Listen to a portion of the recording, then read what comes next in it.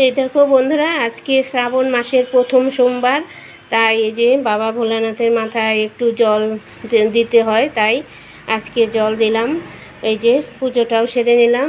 তো পারি না সেই হিসাবে কোনো রকমে আজকে আর ঠাকুরকে তো উপোস রাখা যায় না, সেই জন্য ওই পুজোটা দিয়ে নিলাম। এই যে ভগবান ভোলানাথ সবার মঙ্গল করুক। সারা মাস শ্রাবণ মাসের তোমার শিবের মাথায় জল ঢালার মাস এটা, তাই আজকে আমিও একটু চেষ্টা করলাম ঠাকুরকে জল দেওয়ার। এটা আমার বাড়িরই ঠাকুর। তো এই দেখো ভোলানাথের পুজো করলাম, সকালবেলাটা শুভ কাজ পুজো দিয়ে শুরু করলাম। জীবনটা পাল তোলা নৌকোর মতো, কখনো নিজের গতিতে চলে, আবার কখনো অন্যের ইচ্ছে মতো চালাতে হয়। যারা ধরেই নিয়েছে যে আমি খারাপ, তাদের কাছে নিজেকে প্রমাণ করার আমি কোনো প্রয়োজন মনে করি না। মানুষে কি ভাববে, কি বলবে, এই সব চিন্তা ভাবনা করতে করতেই অর্ধেক জীবন কাটিয়ে চলে এসেছি।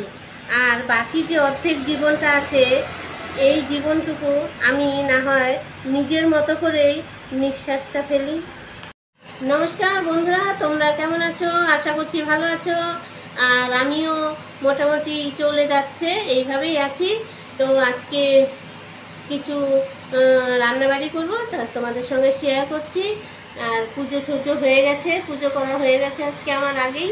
তো চলো আমার সঙ্গে রান্নাঘরে, আমি কি রান্না করি তোমাদের সঙ্গে শেয়ার করি। চলে এসেছি রান্নাঘরে। এই যে এখানে পনির, আজকে সোমবার তাই নিরামিষ খাবো।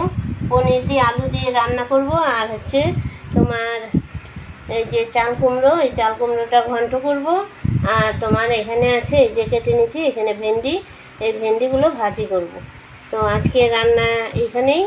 তো রান্নাটা করে নিয়ে আসি, তারপর তোমাদের সামনে আবার আসছি।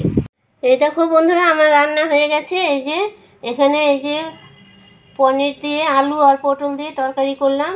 আর ঘরে 2টা পটল ছিল, সেই পটল কেটে এখানে দেওয়া হয়েছে। আর এই যে কুমড়ো ঘন্ট, চাল কুমড়ো ঘন্ট, আর এখানে ভেন্ডি ভাজি।